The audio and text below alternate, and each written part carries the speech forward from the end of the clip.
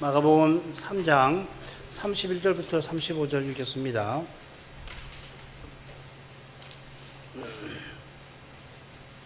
때에 예수의 모친과 동생들이 와서 밖에 서서 사람을 보내어 예수를 부르니 무리가 예수를 둘러 앉았다가 여짜오되 보소서 당신의 모친과 동생들과 너희들이 밖에서 찾나이다.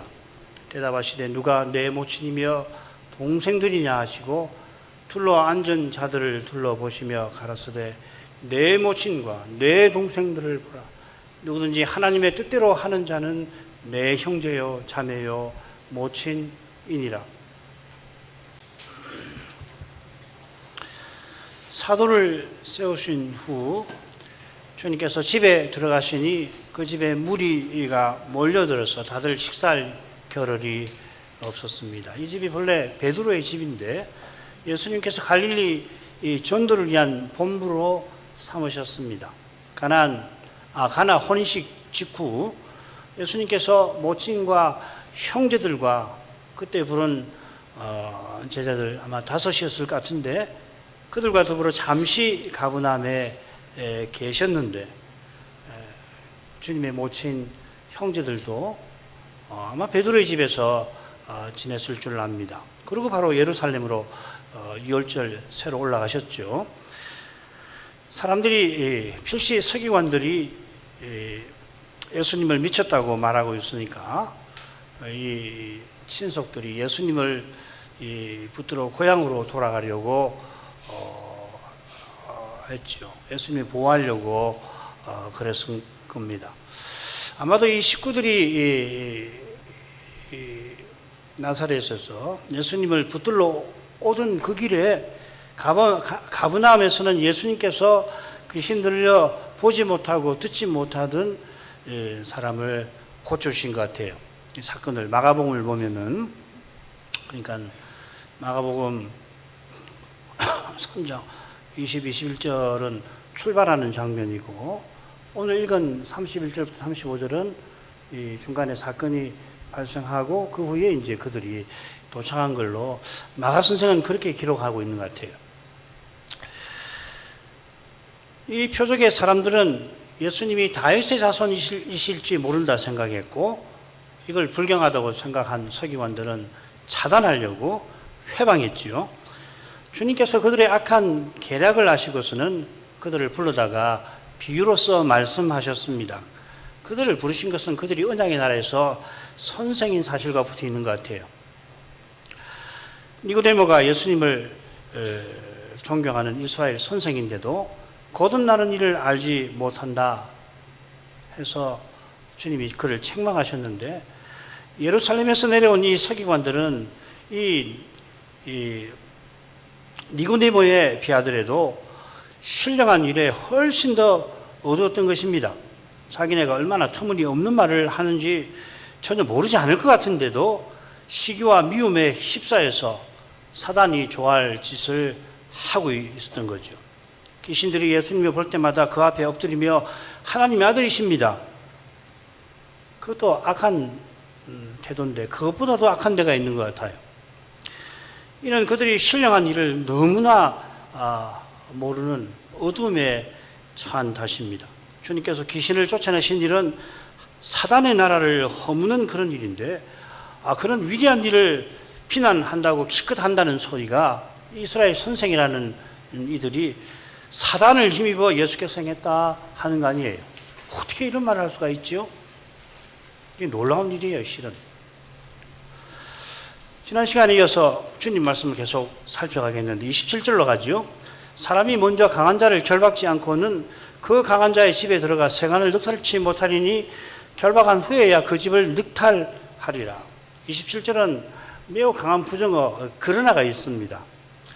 이 표현은 바로 앞 비유의 처음과 끝에 주님께서 강조하신 사실을 특별히 가리키는 것 같아요. 사단이 사단을 쫓아낼 수 없다 하는 사실 말입니다. 이 세상 나라야 죄로 말미암아 분열하는 경우가 참 많지요. 거의 대부분이 전부라고 할 수 있겠는데 사단의 나라는 사단의 강력한 권력 아래 일사불란합니다. 그의 나라가 스스로 망하는 법은 없어요. 이건 죄와 죽음의 권세가 이기지 못하는 것이 이 세상에서는 없는 것과 붙어 있습니다. 오직 하나님께서만 그리스도를 통해서 죄와 죽음의 권세를 이기시듯이 어떻게 사탄을 멸하시는가, 심판하시느냐? 장차 그리스도를 보내서 심판하시지 않습니까? 이런 진리가 그러나 하는 표현에 담겨 있습니다. 주님께서 사람이 먼저 강한 자를 결박지 않고서는 그 세간을 넉탈치 못한다고 말씀하십니다. 이 시점에 이런 말씀을 표현을 써서 정확하게 주님께서 어떤 교훈을 담으셨을까? 이걸 만약에 정확하게 규명할 수만 있다면 학자들의 연구로 그러면 정말 성경을 해석하고 깨닫는데 큰 도움이 될 겁니다만은 주님께서 강한 자를 결박하셨다는 계시록 내용을 틀림없이 가리키며 말씀하셨을 줄로 믿습니다. 계시록 20장 2절이죠. 27절도 결국 비유인데 비유는 풍류와 달리 풍류는 풍류에 등장하는 모든 요소에 각각 이 의미와 교훈을 담는데 비유에 등장하는 요소마다 교훈을 각각 담는 게 아니고 전체로 어떤 핵심적인 교훈을 비유는 전하는 겁니다.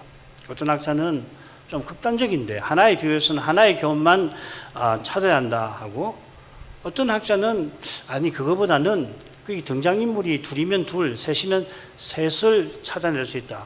아주 제일 흥미로운 주장이죠, 그렇죠? 그런 주장을 하는 사람도 있는데 좀 차이가 납니다만은 이 두 학자의 주장의 핵심은 풍류처럼 비유를 해석해서는 안 된다는 겁니다.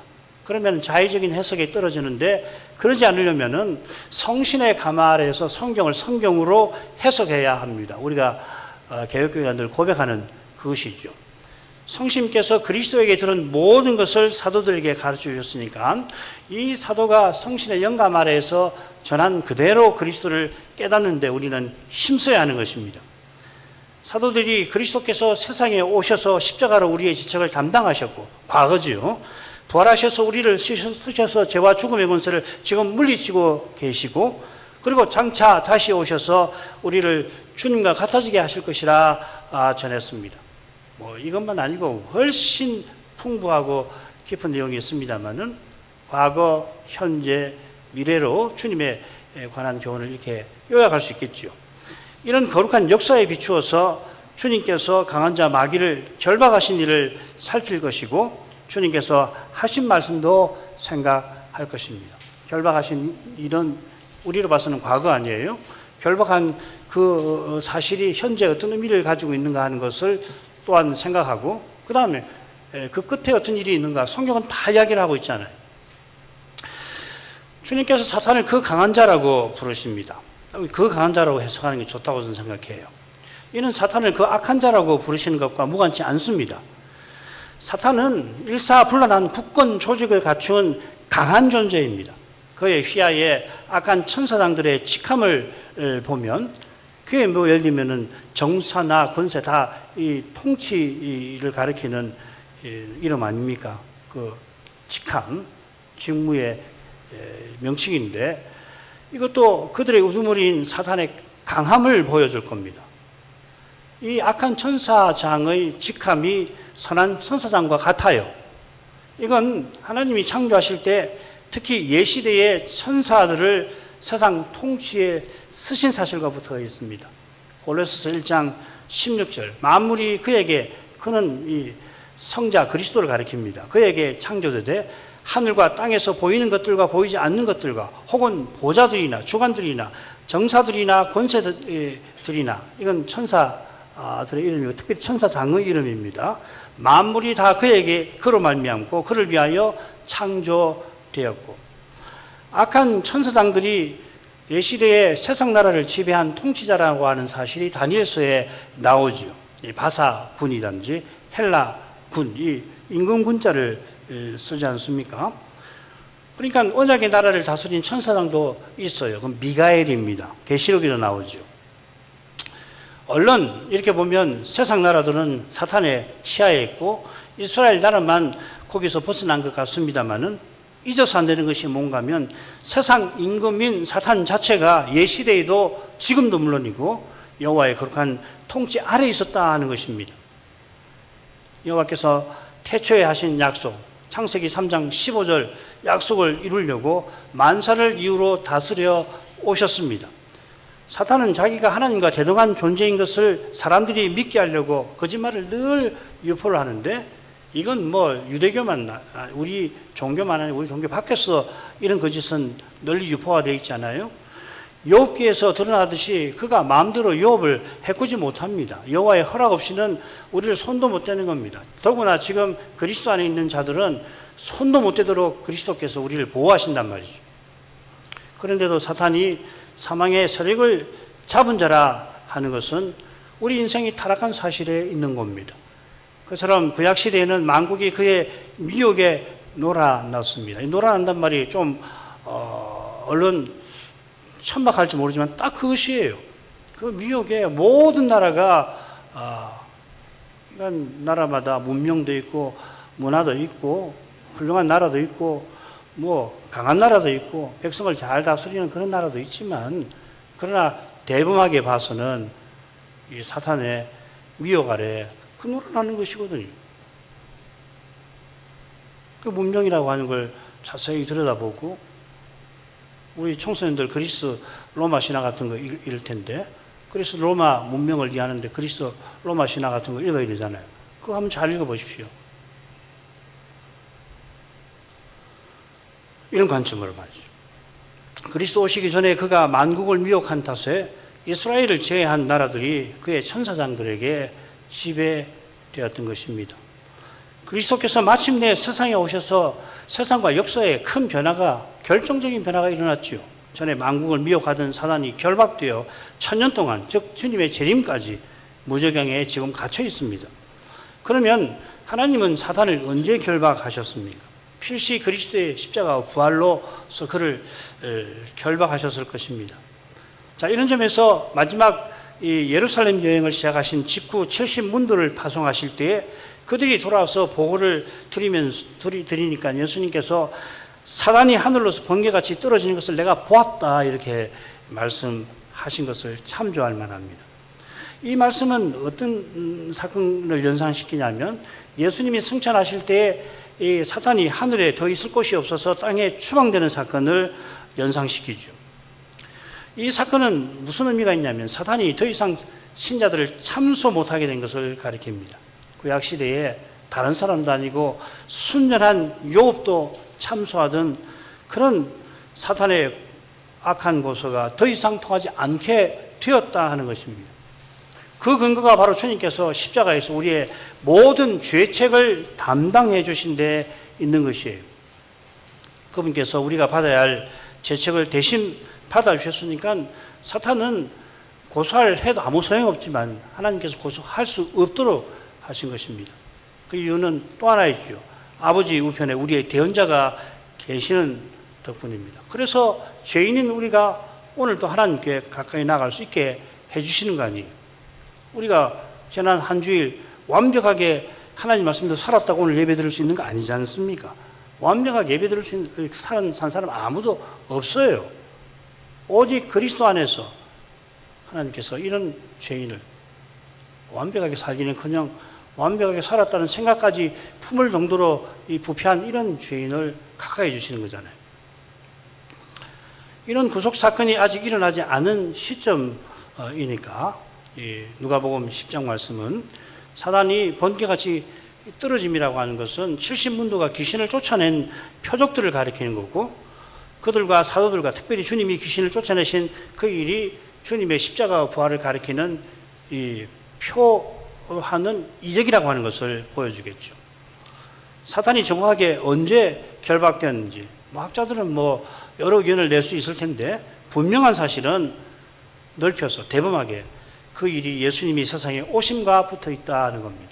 따라서 예수님이 성육신 하신 것부터 성천까지를 하나의 사건으로 보는 걸 잊지 마셔야 합니다. 여기까지는 부활, 여기까지는 십자가, 물론 구분해서 우리가 말할 수 있습니다만은 동시에 하나의 사건으로, 심지어 재림까지도 그렇게 봐야 합니다. 그건 다음에 말씀드리죠.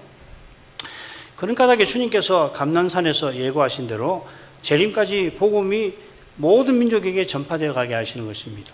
주님 오시기 전에는 결박되지 아니한 사탄이 만국을 미혹했는데 우상 섬기게 만들었다는 아닙니까? 오신 후에는 만국에서 그리스도를 믿고 하나님을 가까이 하는 교회가 생겨납니다. 주님께서 다시 오시기 직전에 사탄이 결박해서 잠시 풀려날 것이고, 그때 주님께서 세상에 오시기 전에 만국을 미혹했던 것과 비슷한 일이 강도와 정도에서, 범위에서 더욱 심하게 벌어질 거라고 성경은 예고하고 있습니다. 가령 다니엘 시대 느부갓네살이 종교까지 이용해서 신민을 지배하지 않았습니까? 보통 강력한 군주가 아닌데 이 사람은 종교까지도 이용해요. 바벨 탑을 세워놓고 마르둑을 섬기도록 했지만은 그것도 다 자기의 절대 권력을 위해서 이용하는 것 뿐이거든요.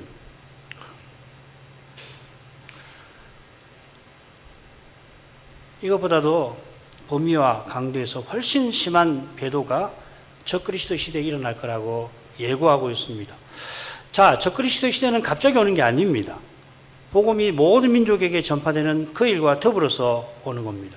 복음이 세계에 두루 전파되고 배도가 세계적인 현상이 되는 그 끝에 들이닥치는 거예요. 세계적 배도라고 하는 것은 전제가 있잖아요. 복음이 세계적으로 전파되는 사실이 있어야 온 세계에서 배도가 일어나는 거 아닙니까? 배도는 역사의 처음부터 사도시대에도 종교개혁 때도 다 있습니다. 종교개혁 때 일어난 배도는 유럽 전체를 강타한 그런 것이지만은 성경에서 말하는 배도의 시대라고 하는 것은 그 배도가 온 세상에서 전개된다는 거예요. 그러려면 복음이 먼저 모든 민족에 전파되는 일이 선행되어야 되는 거란 말이죠. 무슨 말씀인지 아시겠죠? 그죠? 우리가 배도의 시대 말할 때에 그건 한두 가지 사건을 가지고 신학에서 일어난 몇몇 이 비평가들의 고약한 주장 그런 정도가 아니에요. 그러니까 우리가 이 시대가 배도의 시대가라고 고백한다면은 그것이 하나님 말씀에 근거가 있다면 우리는 비상한 시기를 살아가는 게 분명하단 말이죠. 우리 독립개신교회는 그렇게 출발했어요. 이걸 잊어서는 안 됩니다. 근데 이런 이야기를 하면은 어떻습니까? 환영을 받습니까? 어때요? 여러분 어떻습니까? 여러분 정말 예수님이 속히 오신다는 그 약속을 날마다 굳게 믿고 바라고 사십니까? 꼭 그렇게 하셔야 합니다.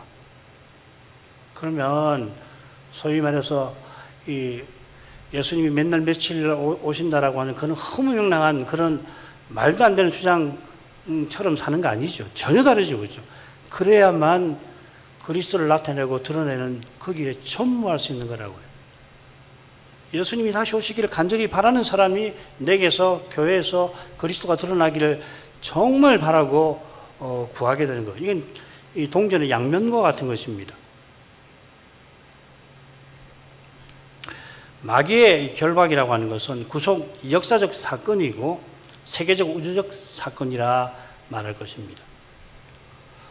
마귀가 결박되어서 복음이 모든 민족에게 전파되게 하신 것이 전에 모든 민족이 마귀의 미혹 아래에 있었던 사실에 비추면 얼마나 놀라운 일입니까? 실감되지 않아요? 세계 역사에서 이런 일이 없잖아요.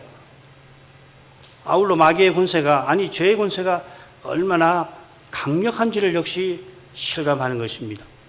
죄의 권세는 여전히 믿지 아니하는 자들 위에 강력히 작용합니다. 이는 모든 사람이 죽음의 권세에 굴복하는 것과도 붙어 있죠. 오직 왜 사람이 죽습니까?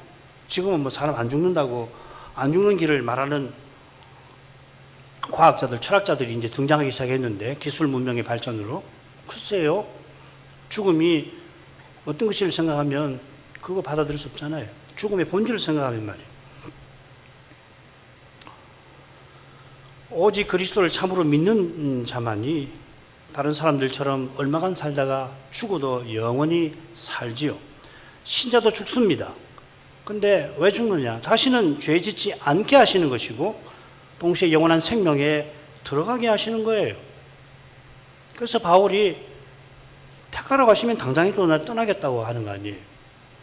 따라서 신자가 죽기 전에 믿어 의롭다 하심을 얻어 지극히 거룩하신 하나님께 나아가게 되었습니다만 여전히 남아있는 부패한 본성 때문에 죄짓지 아니할 수 없습니다. 그만큼 죄의 권세는 막강합니다. 오직 하나님과 그분의 은혜만이 이 권세를 허무십니다. 이미 십자가로서 우리의 죄책을 없이 하셨고 이제 부활하신 그리스도를 통해서 죄와 죽음의 권세를 물리치고 계시는 겁니다. 이 죄를 생각할 때 적어도 이 두 면을 생각해야 되는 거죠. 범죄하면은 첫째로 죄의 책임이 발생을 하고 이건 십자가로 해결하신 거예요. 죄를 지으면은 본성이 타락해서 죄의 권세 아래 떨어지는 겁니다. 이걸 부활하신 그리스도께서 지금 해결하고 계시는 거란 말이에요. 게다가 이 위대한 일, 죄와 죽음의 권세를 물리치는 일은 세상 정복자가 이 나라들을 정복하는 것보다 비할 수 없이 위대한 일인데 그 일에 우리같이 약한 인생을 써주시는 거 아닙니까? 이게 의롭다 하심을 받은 우리가 우리를 거룩하게 하심이겠죠. 우리가 전에 하나님을 떠났고 떠난 상태에서 하나님을 대적했다가 의롭다 하심을 받아서 하나님께 가까이 나올 자격을 얻고 그리고 거룩하게 하심을 받아서 하나님과 교통하며 하나님을 섬기게 하시는 것입니다. 자, 이게 제사장나라와 거룩한 백성의 사명이기도 하죠. 이 사명은 그리스도의 십자가와 부활과 딱 붙어 있습니다. 죄사함 받은 이들이 죄의 권세와 맞서 싸울 수 있는 것이에요. 이것이 주님께서 그 강한 자를 결박하시고 그의 집을 늑탈하시는 일과 붙어 있습니다. 전에 죄와 허물로 죽어서 공중에 권세 잡은 자를 따르면서 결국 육신의 악한 욕심을 채우던 그런 우리를 이제 하나님의 집에서 세간이 되게 하시고 하나님께 귀 쓰심을 받는 것이죠. 사실 우리는 하나님의 아들들이 되었습니다. 장차 하나님 나라를 상속할 것입니다. 그 다음으로 가죠. 내가 진실로 너에게 이르노니 사람의 모든 죄와 무릇 회방하는 회방은 사심을 얻되 누구든지 성신을 회방하는 자는 사심을 영원히 얻지 못하고 영원한 죄에 처하느니라. 여기 죄는 벌이라고 새기시면 좋습니다. 우리말 죄라는 말이 두 가지 뜻이 있으니까요. 주님께서 귀신을 쫓으신 일이 구속 역사에서 얼마나 결정적인 사건인가를 알려주시고 내가 진실로 너에게 이른다 하십니다. 요컨대 이제 이르시는 28, 29절의 경고는 주님께서 귀신 쫓으신 일을 두고 회방한 서기관들에 대한 엄중한 경고인 것입니다. 진실로 하고 말씀하신 만큼 그렇게 엄중한 경고이고 주님의 사역이 구속 역사에서 결정적일 만큼 서기관 해방은 심각한 것이에요. 이 십자가와 결국 연결되는 거 아닙니까? 주님이 지금 두 종류의 죄를 언급하십니다. 하나는 사하심 받는 거, 다른 하나는 영원히 받지 못하는 죄입니다. 사실 다른 모든 죄는 사하심을 받을 수 있다 하신 것만큼 영원히 사하심 받지 못하는 죄가 독특한 거죠. 그죠? 유일합니다. 이 독특한 죄에 대해서는 조금 후에 살피기로 하고 우선 주님께서 모든 죄와 무릇 회방하는 회방이라 표현하십니다. 회방도 물론 죄의 일종이죠. 그죠? 주님께서 회방을 죄 중에 특별히 언급한 건 뭐 분명합니다. 서기관들이 귀신 쫓은 일을 두고 예수님을 회방하는 데 있는 거죠. 그래 29절에서는 성신을 회방하는 일, 거기 죄라는 말을 쓰지 않고 성신을 회방하는 일을 특별히 언급하신 것입니다. 이렇건대 서기관들의 회방이 성신을 회방하는 그런 무서운 죄라고 하는 것을 암시하시는 거죠. 이 회방이라고 할 때는 크게 둘로 볼 수 있습니다. 사람을 모독하는 것, 사람에게 욕하는 것, 그리고 하나님을 모독하는 것입니다. 바울 사도가 1차 선교 여행 때 비시대 안디옥에 가서 유대인의 회당에서 하나님 말씀을 전하니까 그러니까 이 터키 아나톨리아 반도의 중요한 도시인데 그 성 사람들이 그냥 모이니까 이 유대인들이 시기심이 나가지고 바울을 회방하죠. 비방하였습니다. 자, 그런 바울이 전에 누구보다 열렬하게 열심을 품고서 모든 회당에 들어가서 예수 믿는 자들을 체포하고서는 모독하는 말을 하게 하였습니다. 회방하는 말 똑같은 말이거든요. 그러니까 전자는 사람을 욕하는 거고 지금 후자는 하나님을 모독하는 것이죠. 유대인 신자들로 예수님을 모독하게 했던 그가 다메섹에서 영광의 주님을 만난 이후에는 이 유대인들에게 그리스도를 힘써 전하다가 사람들에게 욕 들었던 것입니다. 유대인들이 시기하여 복음 전하는 바울을 회방하는 것도 물론 죄고, 바울이 유대인 신자들로 그리스도를 회방하게 한 것은 더욱 죄지요. 심각한 죄입니다. 이런 죄를 범한 바울이 회개하고 사도로 세움받았습니다. 주님께서 무릇 회방은 사심을 얻는다 하신 대로죠. 바울을 보면 이 말씀을 좀 더 쉽게 이해할 수 있단 말입니다. 이 일에 관해서 바울 자신은 내가 믿지 아니할 때 알지 못하고 행하였음이라 고백합니다. 바울이 알지 못하고 행한 그것 자체가 무슨 용서받을 근거나 이유는 되질 않습니다. 오직 그리스도만 구원의 근거이시고 오직 그리스도를 믿는 믿음이 구원을 얻는 수단인 것입니다. 조건이죠. 바울이 주를 믿도록 주께서 그를 찾아오셨고 성신께서 그분을 깨닫게 하신 것입니다. 믿게 하신 것입니다. 달리는 바울이 구원받지 못하고 물론 사도되지 못합니다. 그가 탁월한 능력과 은사를 가진 거 분명합니다마는 그의 은사와 능력도 하나님이 주신 것일 뿐 아니라 그 능력이나 은사 때문에 그가 그리스도의 사도된 건 아닙니다. 이게 당연하지 않아요? 이 당연한 말을 제가 왜 다시금 말씀드리냐면 이 당연한 말을 우리가 읽기가 너무 쉬워서 그런 거란 말이에요. 사람을 높이면은 은혜보다 사람의 능력을 치하하는 대로 우리 마음이 움직이기 쉽거든요. 이건 참 늘 주의해야 됩니다. 안 그러면 금방 이렇게 돼요. 이는 누구보다 교회를 핍박하러 이방 성에 가던 그런 그가 다메섹으로 가던 그가 스스로 회개하거나 믿지 못하는 것만큼이나 명백하지 않습니까? 회개는 그냥 유대인 신자를 죽이려고 체포하려고 이방 성까지 가던 사람이 무슨 회개를 하고 무슨 수로 그리스도를 믿냔 말이죠. 너무 당연하지, 그렇지? 오직 은혜라고 하는 건 이런 사실에 비춰서 늘 생각해요. 바울만은 우리 마찬가지잖아요. 주님께서 모든 죄와 회방이 사하심받는다고 하신 것은 오직 은혜를 선언한 것이겠죠. 어떤 죄도 아무리 작은 죄도 그 자체로는 사하심받지 못합니다. 어떤 사람이 먼지 하나만한 죄를 지었다 하더라도 그 죄로 심판받는 거예요. 죄는 그렇게 심각한 겁니다. 크든 작든. 더욱이 무릇 사람은 날마다 죄를 범합니다. 하지 말라 하신 거 행하거나 하라 하신 거 받들지 않습니다.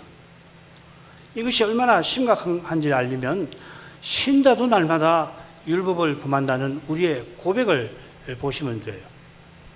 하이델베르 율문답에 이런 문답이 있죠. 날마다 율법을 범하는데 모든 율법을 범한다고 그랬잖아요. 모든 계명을 범한다고.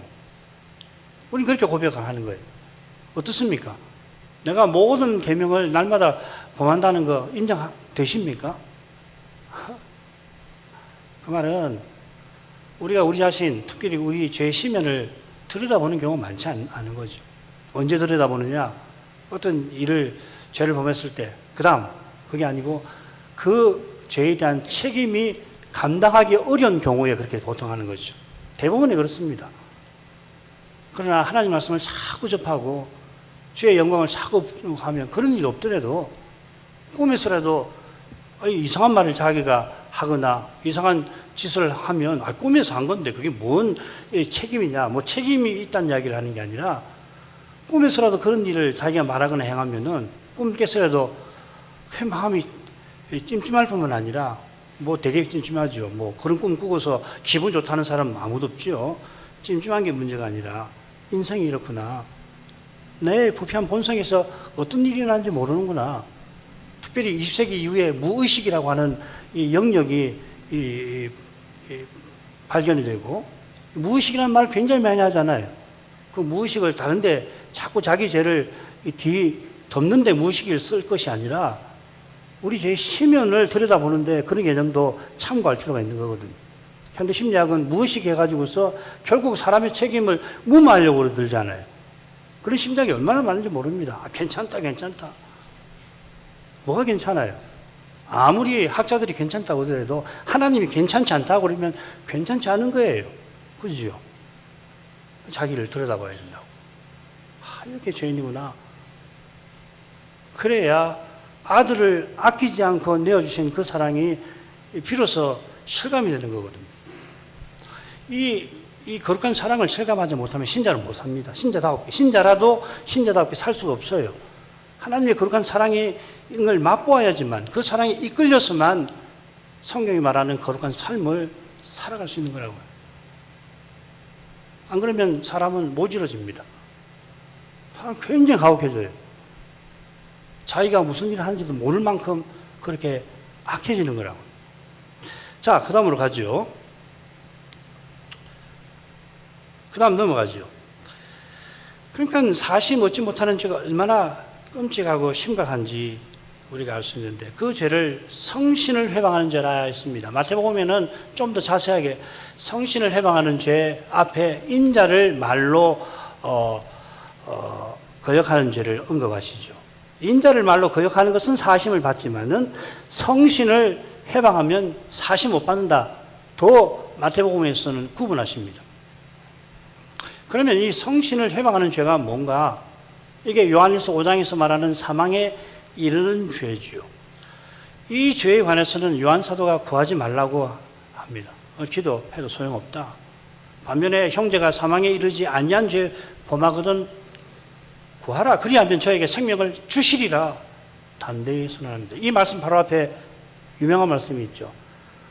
그를 향하여 우리가 가진 바 담대한 것이 이것이니 주의 뜻대로 무엇을 구하면 들으시면 응답하신다는 말씀이 바로 앞에 있는 거라고.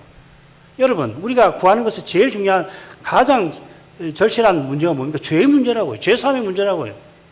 형제가 배도의 죄를 짓지 아니하면은 구하라 하시는 거예요. 그러면 생명을 주시는 거라고요. 그의 입에서 온갖 말이 나오고 어떻게 저 사람이 교회를 다니는 사람이고 그리스도를 믿는다는 사람인데 이런 말을 다 하는가 싶어도 그가 명백하게 배도하지 않았다면 이 배도는 뒤에서 말할지 모르지만은 그리스도를 믿는다고 고백하고서 그리스도를 부인할 뿐만 아니라 적극적으로 그리스도를 대적하는 걸 배도로 가는 거예요. 아시겠죠? 그런 정도 돼서 이 교회를 파괴하고 그리스도를 대적하고 교회를 파괴하는 일을 하지 않는다면은 그런 사람에 관해서 이 요한 사도가 이야기하는 그것입니다. 우리의 가진 바 담대한 것이 이것이니 그의 뜻대로 무엇을 구하면 들으심이라. 기도하셔야 된다고요.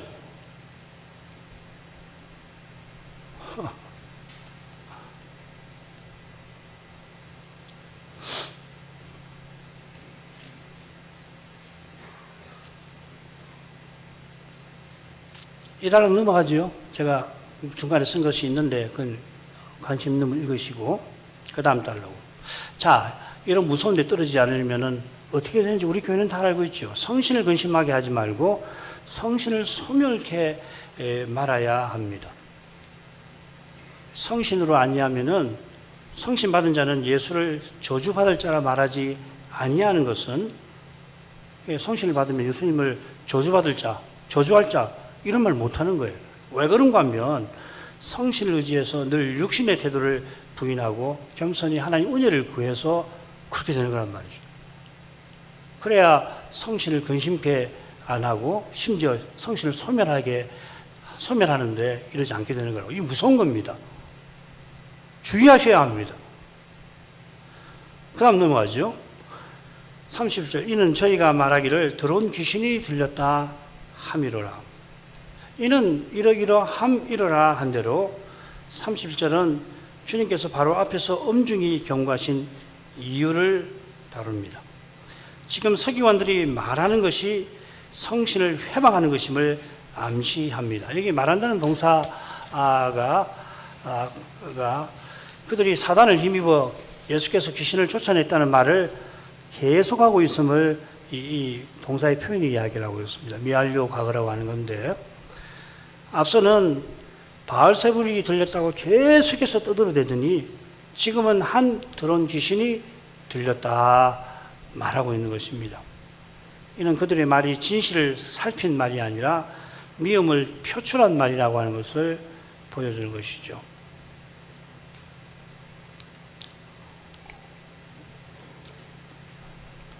그 다음 대목 간단하게 하고 마치는 게 좋겠습니다. 첫째 부분 보시죠. 이 사건은 첫째 부분과 짝을 이루면서 액자처럼 이 서기관의 해방 사건을 감싸고 있습니다. 추측해 보면 이 서기관과 바리새인이 예수님을 미쳤다고 떠들어대니까 그 말을 식구들이 듣고는 주님을 붙들러 길을 나선 겁니다. 그들이 가버나움 오는 중에 주님께서 표적을 행하시고 서기관들이 회방한 것 같아요. 그들이 전에는 예수님을 미쳤다 하더니 이제는 심지어 바알세불이 들렸다 하고 또 이 회방 사건 끝에서는 더러운 귀신 하나가 들렸다 이렇게 말하고 있는 겁니다. 31절로 가겠습니다. 때에 예수의 모친과 동생들이 와서 밖에 서서 사람을 보내어 예수를 부르니 이 31절이 20절과 똑같이 시작합니다.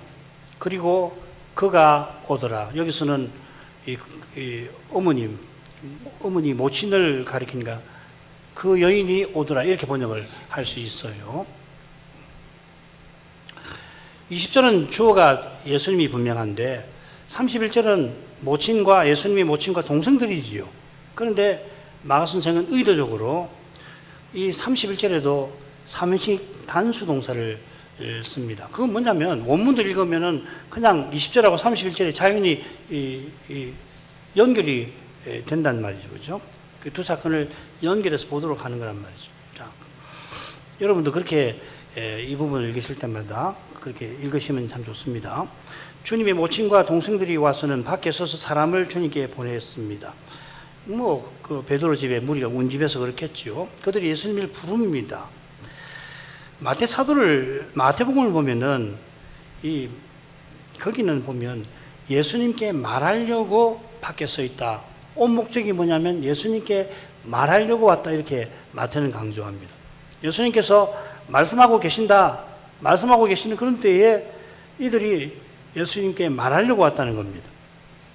반면에 마가는 예수님을 부르러 왔다 하였습니다. 이 부른다는 말은 앞에 서기관을 불러 하고 다른 말입니다. 세 분 더 나오는데 예수님이 제자 부르시는 것, 죄인 부르시는 것, 성전이 기도의 집이라고 불릴 것 이렇게 세 번 나옵니다. 이 용례들 중에 특별히 두 용례를 고려하면은 예수님의 식구들이 예수님을 대하는 태도에 문제가 분명히 있죠.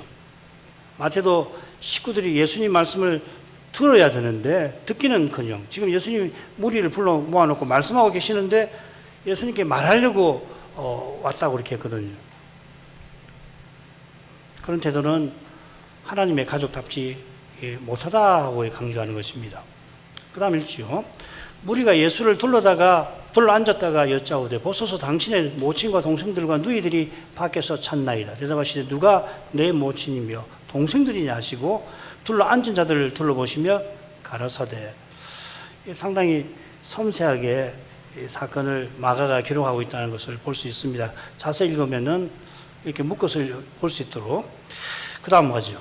무리는 당신의 모친과 동생들과 누이들이 밖에서 당신을 찾나이다 하는데 주님께서는 누가 내 모친이며 동생들이냐 반문하십니다. 식구들은 밖에서 주님을 찾고 주님은 안에서 하나님의 참된 식구들에 관하여 대답하며 말씀하십니다. 상당히 선명한 대조가 일어나죠. 주님께서 육신의 식구들이 들어와서 주님의 말씀 듣기를 바라시는 거 아니에요. 어머니도 동생들도 이 자리에 들어와서 이들과 함께 내 말을 들었으면 하시는 거 아니겠습니까? 우리가 예수님께 여쭈니까 예수님께서 대답해 주시는 그런 교제의 혈육도 이루기를 바라시는 것이죠. 그 다음 가죠. 내 모친과 내 동생을 들을 보라. 누구든지 하나님의 뜻대로 하는 자는 내 형제요 자매요 모친이라. 주님께서 내 모친과 내 동생이 누군지를 무리들에게 알리십니다. 보라, 내 모친과 내 형제로다. 그렇게 말씀하신 것처럼 둘러 앉아 있는 무리를 가리키면서 거기 주님의 동생, 모친이 있다 하시는 것입니다. 그들은 하나님의 뜻대로 하는 자입니다. 하나님의 뜻대로 하는 것이 어떤 것인지 예수님은 겟세마네에서 이튿날 십자가에서 생생하게 보여주실 것입니다. 주님의 그 기도와 순종에 비추어서 하나님의 뜻대로 하는 자라는 의미를 살펴야 한다는 것이죠. 이렇게 아버지의 뜻에 순종하시는 아들을 믿는 것이 하늘아버지의 뜻입니다. 아들을 믿는 자는 영생을 얻는데 주님께서 믿는 우리에게 주시는 생명을 살아내는 이것이 하나님의 뜻대로 사는 것이고 그리스도를 드러내고 나타내는 것입니다. 그리스도처럼 살게 되는 것이죠. 거기에 하나님의 거룩한 가족이 있습니다. 이 가족은 혈연과 지연과 학연과 그 밖에 이 세상에서 해 아래에서 결국 사라질 어떤 합당한 관계도 합법적인 관계에도 얽매이지 않고 더욱이 하나님을 대적하여 없어질 관계들과는 단연코 결별합니다. 참된 관계는 오직 그리스도를 모신 데서 생기고 영원히 이어집니다. 이 정도 하시죠. 오늘은 기도하겠습니다.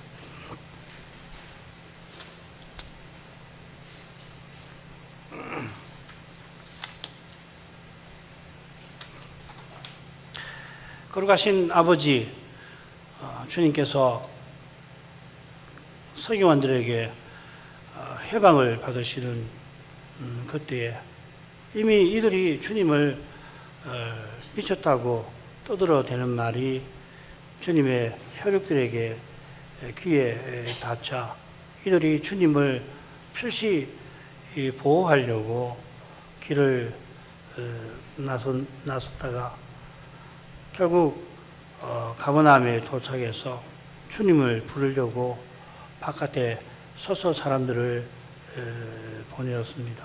주님은 그 집 안에서 하나님 말씀을 무리들에게 힘써서 전하고 계셨는데 마태가 교훈하듯이 이들이 주님을 불러 주님께 말하려고 하는 그런 태도는 주님께서 혈육들이라도 그 시간 방으로 들어와서 우리에게 주님께서 하시는 말씀을 듣기를 바라시는 그 심정과 얼마나 거리가 먼지 모를 수가 없나이다.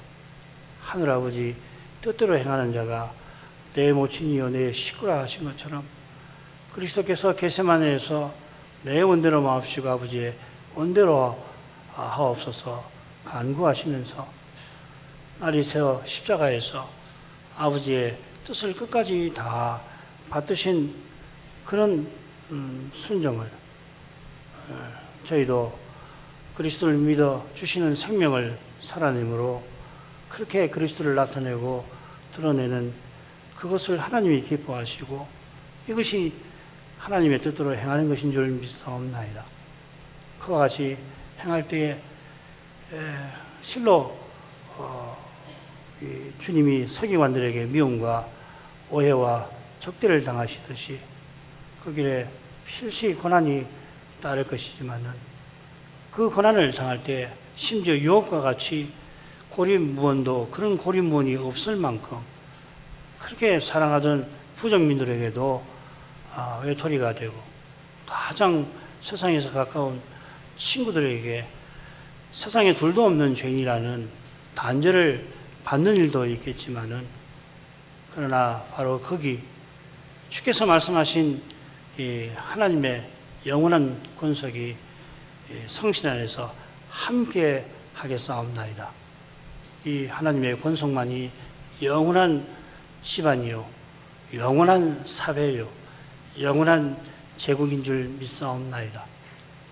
이 제국에 견줄 만한 것이 혹 있다면 사단의 권세, 사단의 나라여서 이 해 아래서는 그 누구도 그 나라를 무너뜨리지 못하고 사단이 일사불란한 국권 조직을 갖고 있어서 스스로 망하는 법이 없을 정도이지만 주님께서는 이미 십자가와 부활로 그를 결정적인 타격을 내리셨고 하늘에 오르셔서는 참수하는 자를 내쫓으셨으며 역사의 끝에 이르러서 다시 오셔서 그와 함께 배도하는 모든 자들을 불못에 던지실 것이 없나이다.